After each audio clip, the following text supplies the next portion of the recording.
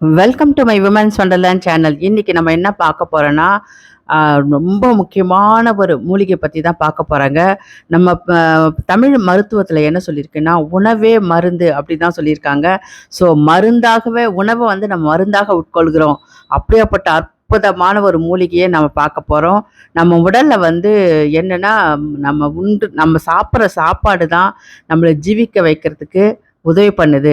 அந்த அந்த வகையில் பல அரிய மூலிகைகள் செடிகளை நம்மளுடைய யோகிகளும் சித்தர்களும் நமக்கு கண்டெடுத்து கொடுத்துருக்காங்க. அதில் முக்கியமானது மூலிகைகளின் ராஜா என்று அழைக்கப்படுற ஒரு மூலிகை பற்றி தான் பார்க்க போகிறோம். அந்த மூலிகை இதுதான்.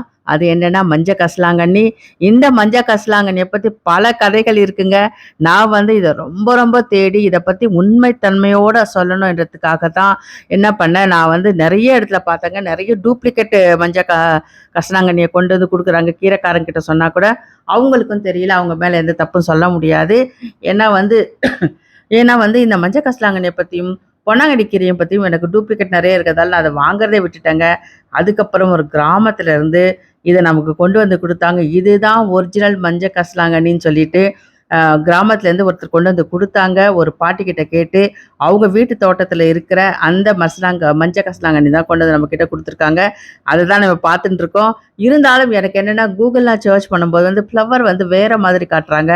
ஸோ எது உண்மையானது என்று ரொம்ப ரிசர்ச் பண்ணி தான் இந்த மூலிகையை பற்றி, இந்த மஞ்ச கசலாங்கண்ணியை பற்றி நான் இப்போ உங்களுக்கு சொல்ல போகிறேன். இதுதான் 100% ஒரிஜினல், அவங்க அடித்து சொல்கிறாங்க. ஸோ இங்கே பாருங்கள், இந்த மஞ்ச கசலாங்கண்ணியை வாங்கி வச்சு 2 நாள் மேலாவது அப்படியே டேபிளில் ஒரு சின்ன இதில் போட்டு டப்பில் போட்டு தண்ணி கொஞ்சம் ஊற்றி வச்சுருந்தேன்.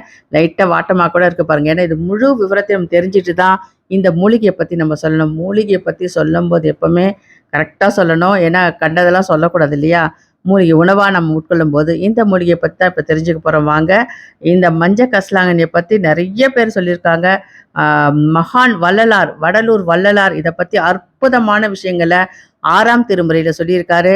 நீங்கள் படித்து பார்த்தீங்கன்னா இந்த மஞ்ச கசலாங்கண்ணியை பற்றி நல்லா தெரிஞ்சுப்பீங்க. அது என்னென்ன நன்மைகள் இருக்கிறத பற்றியும் நம்ம பார்க்கலாம். இது ஆன்மீகத்தோட சம்பந்தமுடைய ஒரு மூலிகைங்க. அதனால் இதை நம்ம கண்டிப்பாக உணவில் சேர்த்துக்கொள்ளணும். உணவில் சேர்க்கும்போது நமக்கு பல அற்புதங்கள் நிகழும். வள்ளலார் என்ன சொல்லியிருக்காருன்னா, இந்த மூலிகையிலேருந்து 2 இலைகளை எடுத்து நம்ம காலையில் எழுந்தவுடனே போய் நல்லா மென்னுட்டு அதை அந்த இலைகளே வச்சே பல் துலக்கினீங்கன்னா உங்களோட ஈறுகள் வளப்படும் அப்படின்னு சொல்கிறாரு. எப்போவுமே நம்ம பல்லை வச்சு தான் பதம் பார்ப்பாங்க சொல்லியிருப்பீங்க பாருங்கள். மாட்டு கூட பல்லை வச்சு தான் அது எப்படி ஆரோக்கியமாக இருக்குன்னு சொல்லுவாங்க.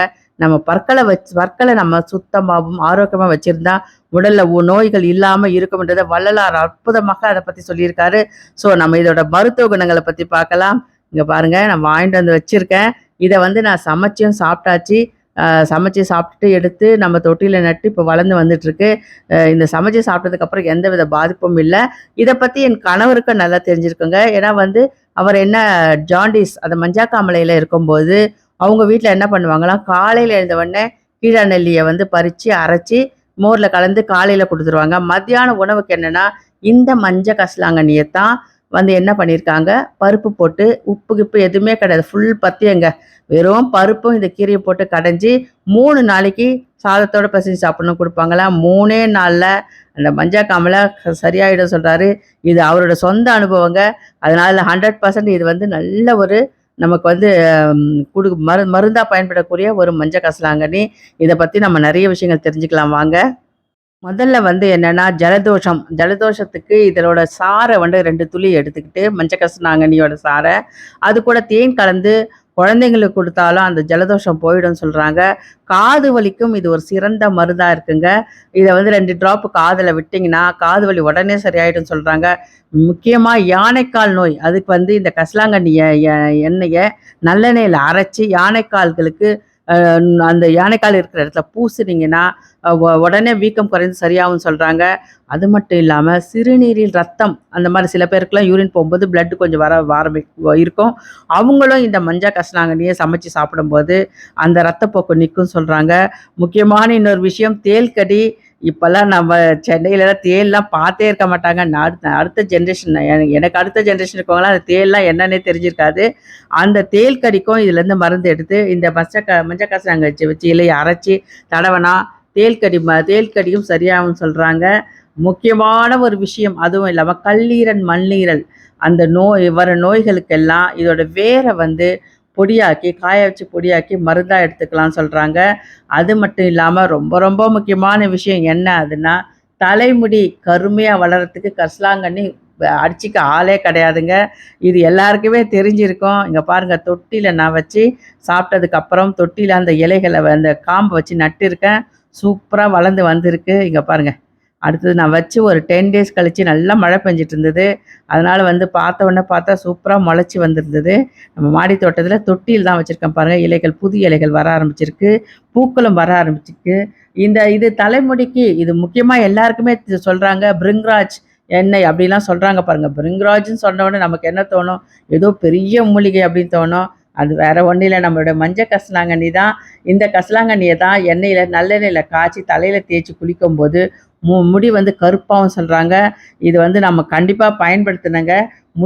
முடி பிரச்சனை தான் நம்ம நாட்ல பெரிய விஷயமா இருக்கு. நெறைய பேருக்கு கல்யாணம் ஆகாம இருக்கிறதுக்கு ஆண்களுக்கு தான் முக்கியமா சொல்லணும். முடி கொட்டுது. அவங்களால நெறைய கம்ப்யூட்டர் நெறைய ஸ்ட்ரெஸ் இருக்கதால முடியெல்லாம் கொட்டு போய் வழுக்கையா இருக்கு. அவங்களுக்கு கல்யாணம் ஆவறதே ஒரு கேள்விக்குறியா இருக்குங்க. அப்படிப்பட்ட ஆட்கள் எல்லாம் இந்த நம்மளுக்கிட்ட இருக்க மூலிகைய வச்சே நம்ம சரி பண்ணிக்கலாம். மஞ்ச கரிசலாங்கண்ணிய ஒரு பேக்காவும் போட்டுக்கலாம் மறைச்சு. அதுக்கப்புறம் அத வந்து எண்ணெயில காய்ச்சியும் பல மூலிகைகள சேர்த்து இந்த கரிசலாங்கண்ணியையும் நம்ம சேர்த்து எண்ணெயில காய்க்கும்போது தலையில தடவும்போது அந்த வழுக்கையில முடி வளரும்னு சொல்றாங்க. கண்டிப்பா நம்ம லேடீஸ் எல்லாருமேங்க இந்த மஞ்ச கரிசலாங்கண்ணிய யூஸ் பண்ணி நம்ம வந்து முடிய வந்து பராமரிக்கலாம். அதுக்கப்புறம் நம்ம அப்டேட்ஸ் இன்னைக்கு என்னன்னா, இங்க பாருங்க பச்சை மிளகா ஹேங்கிங் பாட்ல தான் வச்சிருக்கேன். செம்மையா காய்ச்சிருக்கு. ஒரு செடியிலயும் 1/4 கிலோ இருக்கும்னு நெனைக்கிறேன். ஏன்னா போன ஆடி மாசத்துல இருந்து நான் தப்பிச்சு வந்த மிளகாவெல்லாம் வச்சேன்.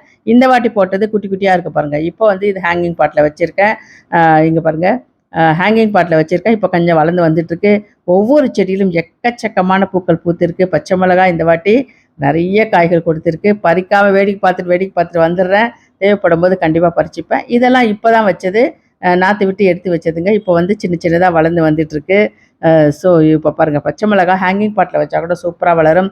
எனக்கு வந்து மாடி தோட்டத்தில நெறைய ஹேங்கிங் பாட்ல வைக்கணுன்றது தான். ஏன்னா சின்ன இடத்துல கூட நெறைய காய்கறிகள் விளைவிக்கணுன்றதுக்கு நெறைய தடவ நான் ட்ரை பண்ணிட்டே இருப்பேங்க.